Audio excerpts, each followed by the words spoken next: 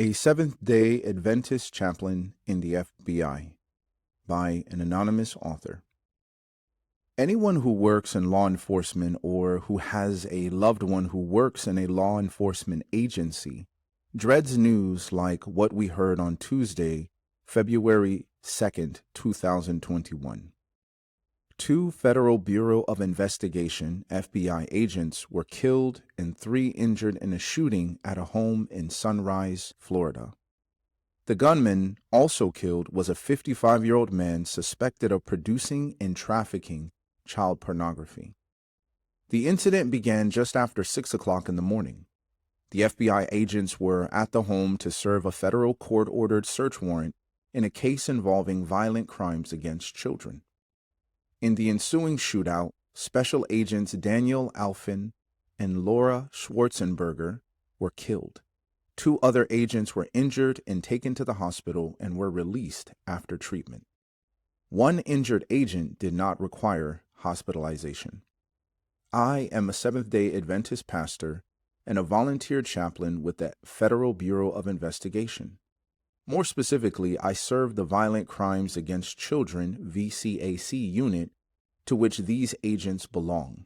On the afternoon of February 2nd, I was contacted by the unit chief requesting that I come to provide support for the local members of the team, some of whom were acquainted or had worked with the agents involved in this tragedy. VCAC. The VCAC unit was created by the FBI to provide, quote, a rapid, proactive, and comprehensive task force to counter all threats of abuse and exploitation to children when those crimes fall under the authority of the FBI, end quote. Their job is to, quote, identify, locate, and recover child victims, end quote, and to, quote, strengthen relationships between the FBI and federal, state, local, tribal, and international law enforcement partners to identify, prioritize, investigate, and deter individuals and criminal networks exploiting children, end quote. The scope of the investigations conducted by the FBI's VCAC unit includes such things as, quote, child abductions, the mysterious disappearance of a minor, especially a minor 12 years of age or younger, contact offenses against children, production of child sexual abuse material, CSAM, sextortion, domestic travel to engage in sexual activity with children, and international travel to engage in sexual activity with children. Also, sexual exploitation of children, online networks and enterprises manufacturing, trading, distributing, and or selling CSAM, trafficking of CSAM, distribution or possession, and lastly, international parental kidnapping, wrongfully retaining a child outside the United States with the intent to obstruct the lawful exercise of parental rights, end quote. FBI Chaplain.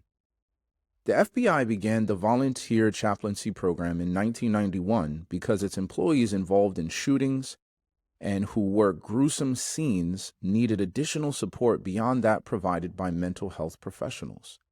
FBI chaplains are unpaid volunteers who are protected by workplace rules and have security clearances like other Bureau employees. Many of the more than 150 chaplains serve as chaplains in other law enforcement agencies in addition to their role as pastors or church employees. Like those in the military, healthcare facilities, or correctional facilities, FBI chaplains do not proselytize during their ministry service. However, chaplains can help answer, in a different way from other professionals, the deeper questions in the hearts of those who witness a tragedy. I have been a pastor in the Seventh-day Adventist Church for most of my ministerial career of more than 35 years. I have served in 12 local, county, and federal agencies with as few as 12 people and as many as 40,000 people, and I've never received financial compensation for my work. But the greatest reward has been to be associated with some of the finest, most dedicated people in the country. I've attended many training sessions on subjects such as critical stress management, suicide prevention, intervention, and postvention, line of duty death, and law enforcement burnout.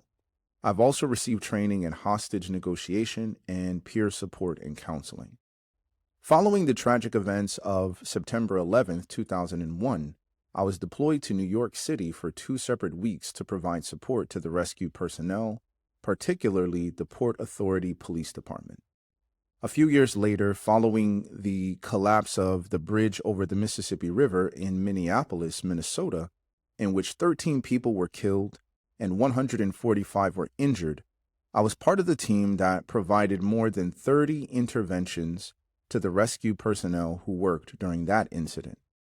In 2016, I was invited to join the FBI, the first and only Seventh-day Adventist chaplain to serve the Bureau. Since then, 2 other Seventh-day Adventist pastors have joined the Bureau. It is an honor and privilege to serve the premier law enforcement agency, not just in the United States, but perhaps the world. FBI employees are some of the smartest, best trained, and most capable people anywhere. A chaplain's work. Though among the best and brightest, FBI employees are still human beings, and they suffer great losses, such as on February 2nd, 2021. They have families, houses, cars, pets, and yet they also have highly classified information being processed in their minds, information that can influence the safety and well-being of people all over the world, not just in the United States. They also carry the additional burden of secrecy and confidentiality. Much of what they do cannot be shared with anyone, family or friends. My work with the FBI is to get acquainted with the personnel in the units where I serve as a chaplain. I walk the hallways and visit the agents and analysts in their cubicles and the supervisors in their offices. I make myself available if they wish to talk. I ask about their family, health, and well-being. I do not ask any specifics about their job because I do not need to know, nor would they tell me. On Wednesday, February 3rd, I made my rounds around the office, stopping to talk to everyone.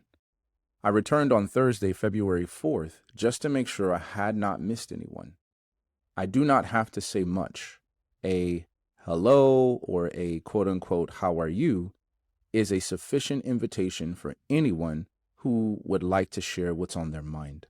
But I know they appreciate my quiet presence, my willingness to listen, and whom I represent as a chaplain. I remember the day a couple years ago when I met Rachel. She saw me in the hallway and called to me. Quote, "Do you have a minute to talk?" End quote, she asked.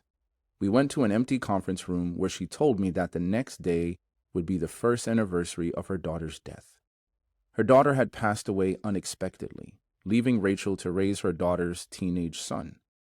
Tears rolled down her face as she opened her heart, telling me of her sorrow, her concerns for her grandson, and how sad and tired she was. I listened quietly, shared a few prudent thoughts, and prayed with her. Ever since that day, whenever I see Rachel, she greets me with a big smile and thanks me for my help.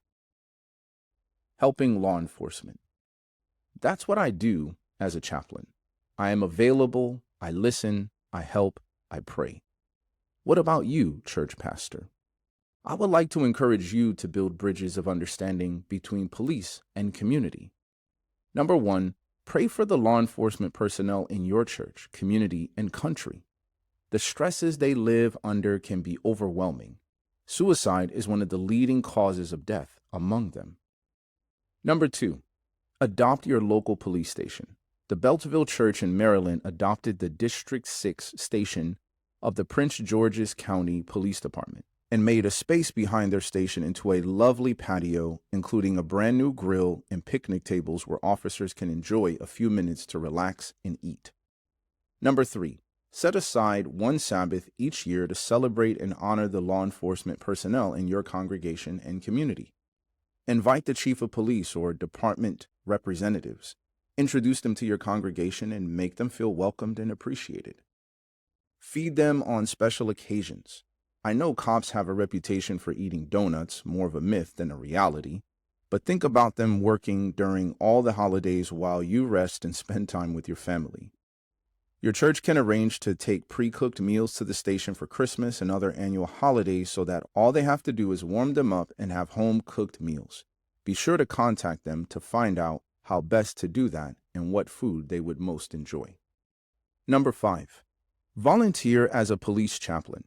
Several Seventh-day Adventist law enforcement chaplains are serving their local police department, county sheriff's department, state police department, or federal agencies such as the FBI and the United States Secret Service. For information on how you can get involved in such ministry, reach out to Adventist Chaplaincy Ministries. Chaplaincy, and particularly law enforcement chaplaincy, is not for every pastor.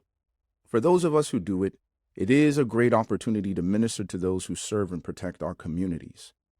But even if you are not called to be a law enforcement chaplain, as a pastor, you can pray and lead your congregation to encourage, support, and pray for those who protect and serve.